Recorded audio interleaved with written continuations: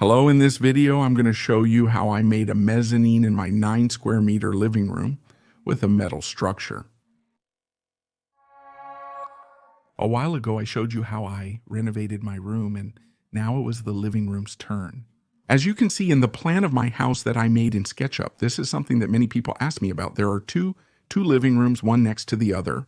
From the beginning, my plan was to remove the dividing wall and create a single, spacious living room. So that was the first thing I did. I didn't do this job myself, as it's not only a job that can be done by one person. I also didn't have the necessary time. The wall to be knocked down was 30 centimeters thick, but it wasn't a load-bearing wall. My ceiling is made of hollow bricks, which are a bunch of bricks placed horizontally and supported on double T-beams that go from one end of the living room to the other. As you can see, the beams go in the same direction as the wall to be knocked down and transfer the weight of the roof to the side walls, which are load-bearing, so the wall to be knocked down can be replaced by 2 WT and PN8 beams, which would be enough. Once this was done, now it was my turn to work. I needed a space where I could set up my office, where I could put my computer along with a desk, to work on electronic projects, and I didn't want to put all of that in the living room, so I thought, taking advantage of the fact that the ceiling is 390 meters high, to make a small mezzanine in a corner of the living room and locate everything on top of it. I started thinking about what materials to use, and they are usually made of either metal or wood. I ruled out making it out of wood since I had to use a pretty thick one, and I didn't have much space due to the total height of the ceiling, so I made it out of metal. The entire structure of the mezzanine is made of a WTI profile normal. 10-beam one of these placed from the floor vertically and then embedded horizontally in the wall, and 4 beams placed perpendicularly embedded in the opposite wall. Based on the manufacturer's formulas, we can calculate that a structure like this with 4 beams, 3 meters long cantilevered, held only at the ends, would support a weight of 2,000 kilos. A lot. Basically, I could put 2 cars on top and it wouldn't fall. This is excessive, but if I didn't have to use structural iron, which I didn't calculate, but would clearly support much less, and I was afraid that at some point a lot of people would get on, jump, and fall. In the end, all of this is a decision each one makes at the time of doing it. The first thing was to place the column, and this was going on the floor, but it couldn't go on the wooden floor, since in my case, this floor is floating about 40 centimeters from the actual floor. They used to do this so that the wood could breathe and not accumulate moisture, so what I did was make a small hole in the wood and put the column in there until it hits the concrete floor. Around the wooden hole we made for the beam, I welded metal strips forming a square, which I then screwed to the wooden floor. This is so that the wood does not move and squeak. On the side of the wall, I made a hole big enough to embed the beam there, which I put in and then rested on the vertical column that we previously placed. And so that nothing falls, I welded it together. I used a common inverter welder and a 3mm electrode. Now we need to put the 4 cross beams. The mezzanine is 3 meters by 2 meters 50. And each beam is placed with a separation of 50 centimeters. And in the same procedure, we open a hole in the wall with any chisel and mass, and then we embed the double T inside. Once this is done, we weld it from the other side and fill in the gaps. Before filling them in, I welded some bolts on one end. This is so that when I put the concrete in, it grips better and doesn't slide out. I put in there a concrete mix of 3 parts sand and 1 part gray cement. I applied it with a silicone gun, but you can also spread it with a small shovel. In addition to the concrete, I also put in pieces of broken hollow brick so that the cement doesn't fall out and doesn't crack. Also, for better adhesion, I sprayed a bit of water into the hole we had made. The structure of the mezzanine was already made, and as you can see, there should be 1 more beam that goes attached to the wall. I didn't put it because then I couldn't open the window. And if I made the mezzanine 10 centimeters higher, then I wouldn't be able to stand on it without touching the ceiling. I'll share my solution soon. I wanted the metals concealed. While it looks good in some designs, it didn't in the one I had in mind. So what I did was cover the column and the support beam in pine wood, making a sort of formwork around them. The pieces of wood are glued together and nailed, and for the ceiling I would put a false ceiling. Between each beam, I cut pieces of sole plates and placed them with a separation of 30 centimeters.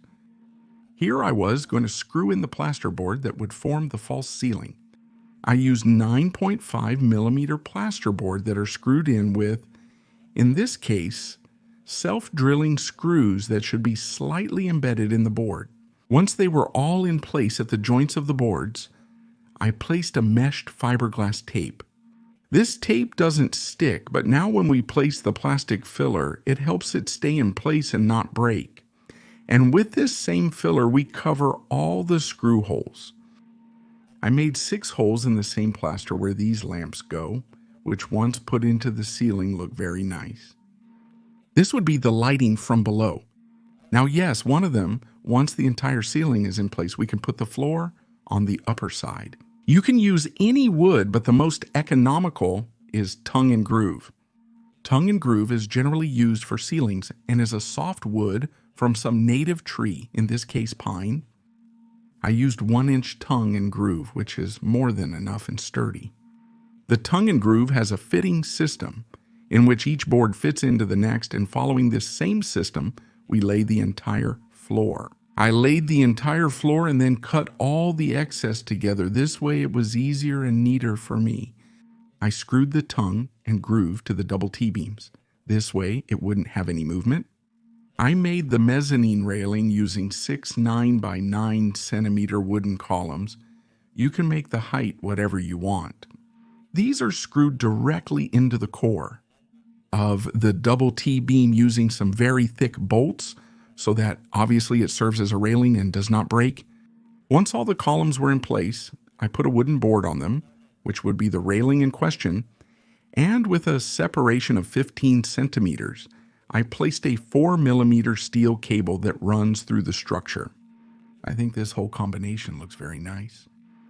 As you can see, I set a space of 90 centimeters to the right of the mezzanine. Here would go the staircase. I was initially going to build the staircase myself, but I found a used one that was just like the one I wanted to make, and it was at an excellent price. So what I did was cut it slightly to fit the height of my mezzanine, and I welded it directly to the mezzanine beam. This beam is a leftover piece that I put from the mezzanine to a new hole in the wall. But as you can see, the staircase is very basic. It's just 2 structural irons which have L profiles welded on where the steps rest, which are just wooden boards. Going back to the mezzanine, if you want, you can sand and varnish the tongue and groove and leave it as it is as a floor. But honestly, I wasn't convinced, so I put in floating flooring. First, I put down a foam mesh that is used under floating floors and is 2 millimeters thick. And I chose an 8 millimeter floating floor already, since traffic would be light in that area. I placed it like this. If you notice, the floating floor has a series of notches in its design, so each board fits perfectly with the next one. Following this same fit, we interlock them one with another until we cover the entire surface.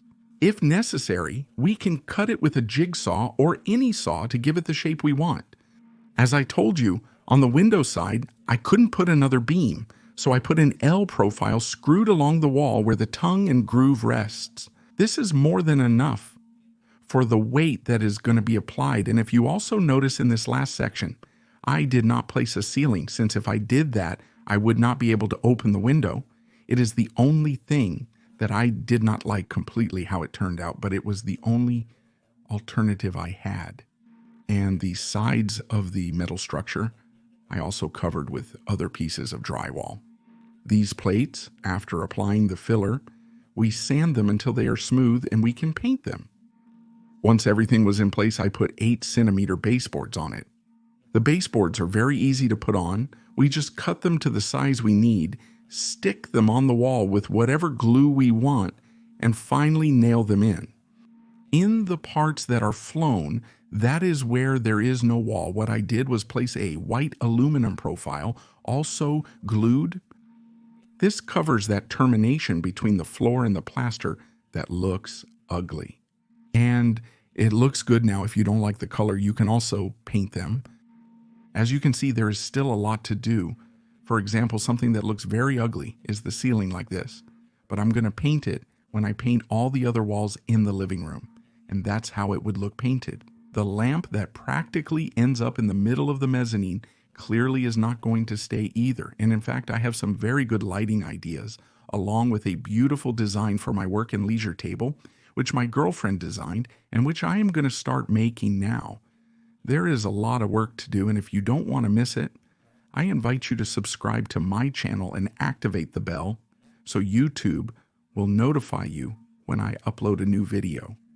And if you made it this far, you might consider joining my Patreon.